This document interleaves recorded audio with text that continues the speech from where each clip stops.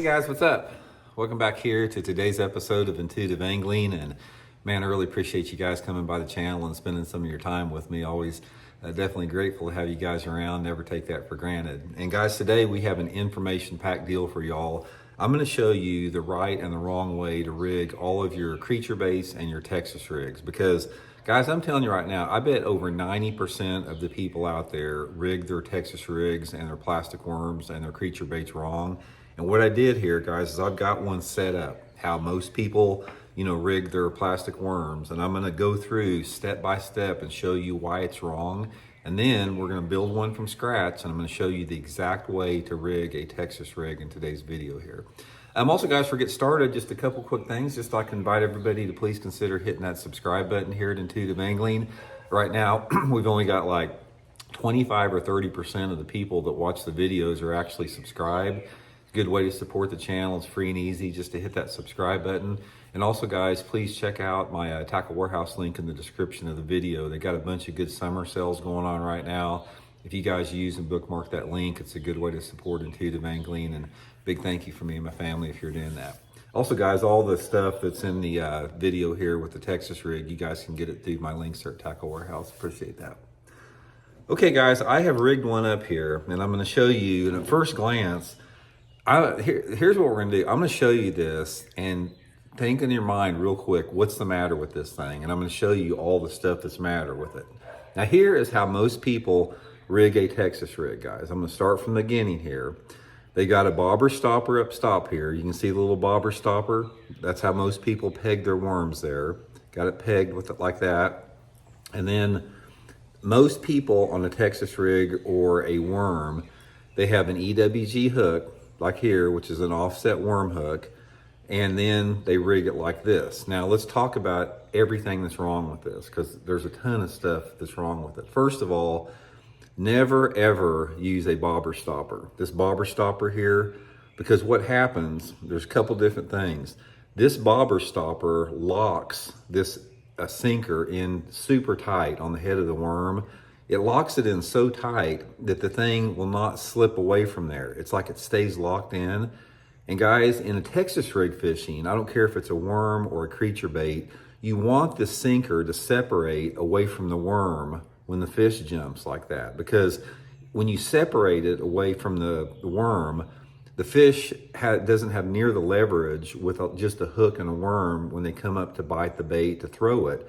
But if you have a lead weight in the fish's mouth, when they bite it like that, where it doesn't come loose, it has more leverage. So when that fish comes up like that and tries to throw the bait, they have a lot more chance to throw it with that bobber stopper in there. And another thing is look how big that bobber stopper is there. That's an added strike detractor, because you figure when this worm is sitting on the bottom like that and a bass comes nose down and this bass is looking at this worm from like an inch away, that's just something else that's not real to him. And even, a lot of people say, well, that doesn't make that big of a difference. Little details add up. This is another thing that adds up about this. And another thing, this hook is too big. Most people have the wrong size hook. You don't want to use overkill. This is a 4/0 hook in a 10-inch worm, and it's still too big. Look at how much visual detractor you have from this hook. So this ought to be like a 2 or 3/0 hook in this particular worm. And on top of that, this is the wrong hook. Never ever use an offset or an EWG hook in a worm or a creature bait. A lot of people are gonna say, Randy, that's all I've used. I had no problems with it. I'm telling you guys right now, I'm gonna show you the right way to rig it, but it's not with an EWG. In my opinion, an EWG is sort of like something a first grader would use in a plastic worm. And I'll explain to you why with that. It's user friendly. That's why a lot of people use it. You don't want this. And finally, look at how the hook's in this bait right here. This hook has actually been rigged wrong, because on every worm, you have a seam in the worm. And the seam is in line with the curl tail, if it's a curl tail worm. So like on this worm here, I've hooked this worm and hooked the hook in the flat part of it, and it's not on the seam. But if you take this and you rig it where you put it in the little seam along the side where the worm is on the concave side. In other words, like this, the action of the worm is so much better, is what I'm going to say here. So in other words, this seam, I put the hook right in line with the seam of this curl tail there, and it just gives the worm a lot better. And finally, I'll take the worm off here. You don't ever want to use, I got a Palomar knot here. You can't really see it, but this is a Palomar knot. You don't ever want to use a Palomar knot on a Texas rig worm or creature bait, because the way that a Palomar is tied and the way the line lays over each other, a lot of times when you set the hook, especially if it's on a little bit lighter line, you're going to break that line through the friction of having that line lay the top of it. So that's all the stuff that's wrong with us, how most people rig it that's wrong. Okay, now I'm going to rig you up one from scratch, and I'm going to show you the right way to do it with all the components.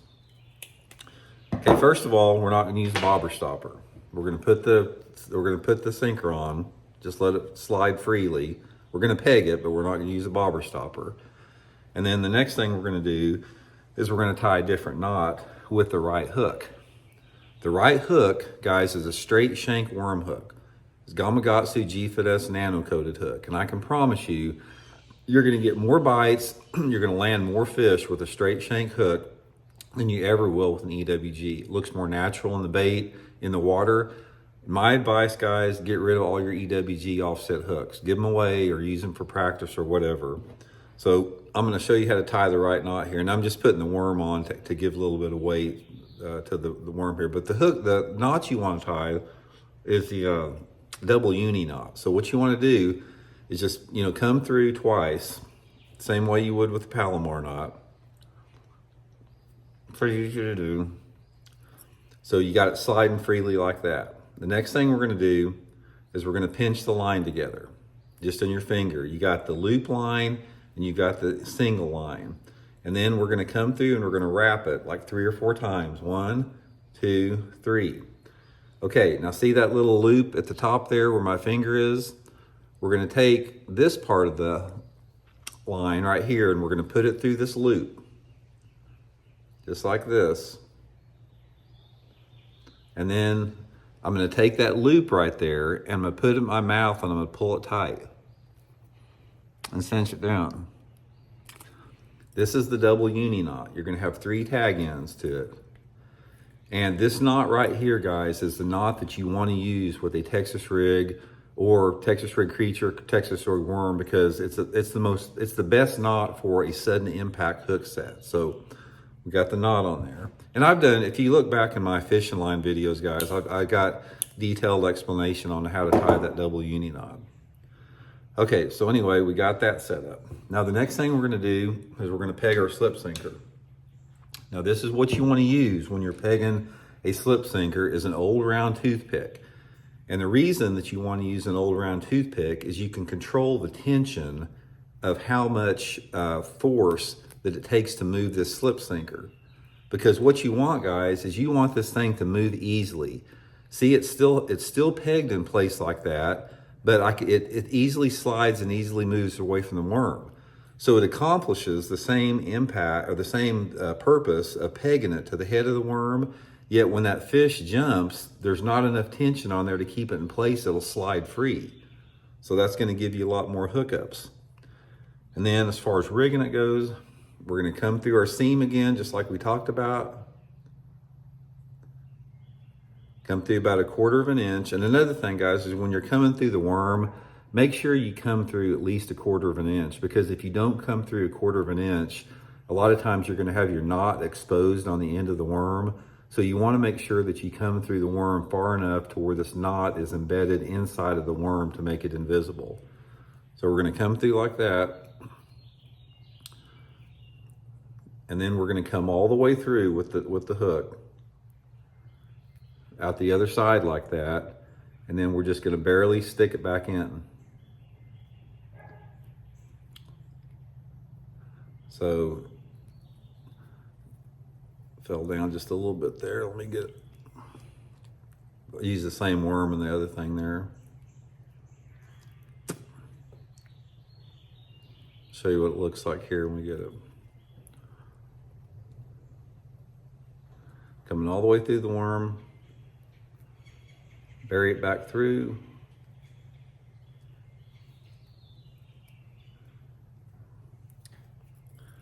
And then I got my final product, my Texas rig right there. So here's the deal, guys. Pegged with a toothpick, straight shank hook. See how less visible this hook is here. This is a 3/0 straight shank hook, buried back in there.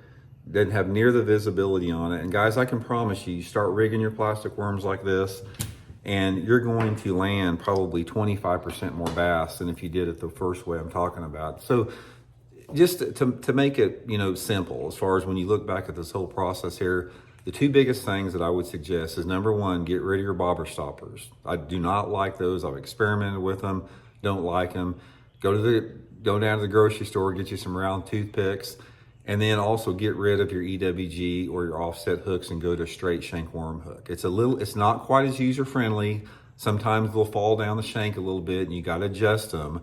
But overall, if you get 100 bites on a Texas rig, you're going to land 25% more of them than you do on an EWG. That's just the reality of the situation. I have experimented extensively, and I learned the hard way because I was an EWG fan, guys. I used the EWG just like a lot of people do for years, and I started noticing the percentage of fish I lost on them were a lot greater than my buddies that were using the straight shank hooks. And when I first went to a straight shank hook, there was a little bit of a learning curve there because, like I said, it's a little bit harder to rig. It's a little bit more sensitive, that type of thing. And, you know, I see why a lot of people do that. Now, another thing I want to show you guys here before we wind up, there's two different ways that you can actually rig the worm back in there. Now, this is one way to do it right here, but the other way, which I do a lot, is I just skin hook it in the side. And this is probably the way I do it more than anything else. Just skin hook it like that. That way, when that fish bites that worm, it just breaks free of the worm like that. So if I'm not in super thick cover, if I'm just like casting off of points or pitching and flipping around docks, you know, I'll definitely skin hook it in the side. And that works really good too. So anyway, I hope it helps you guys catch some more fish, and we'll check in later.